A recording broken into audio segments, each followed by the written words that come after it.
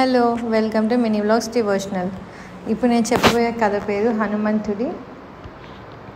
హనుమంతుడి కథ అనమాట. ఇది పల్లెటూరులో ఒక భక్తుడు, పేద రైతు.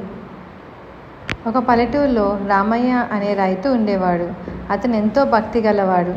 ప్రతిరోజు ఉదయాన్నే లేచి హనుమంతుడికి పూలు సమర్పించేవాడు. జై శ్రీరామ్ అని జపించేవాడు. కానీ ఆ గ్రామంలో భయంకరమైన సమస్య ఉండేది.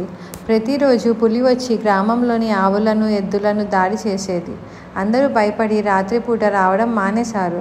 ఒకరోజు రామయ్య గుండెలో భయం ఉన్నా కూడా హనుమంతుడిని భక్తితో గోవులను కాపాడడానికి బయలుదేరాడు. అతను ముక్కుసూటిగా చెప్పుకున్నాడు, హనుమంతుడా, నీవు నాతో ఉంటే ఎవరూ ఏమి చెయ్యలేరు అని.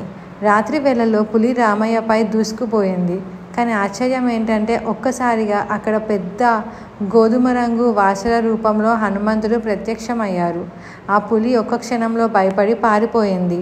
రామయ్య కళ్ళల్లో నీళ్లు తడమగా హనుమంతుడు చిరునవ్వుతో అన్నాడు, నిజమైన భక్తి ఉన్న చోట భయం ఉండదు. నేను ఎల్లప్పుడూ నీతో ఉంటాను అని.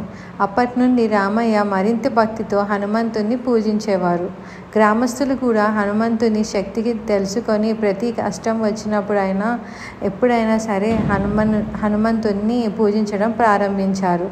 భక్తి హృదయం నుండి వస్తే హనుమంతుడు ఎల్లప్పుడూ రక్షిస్తారు.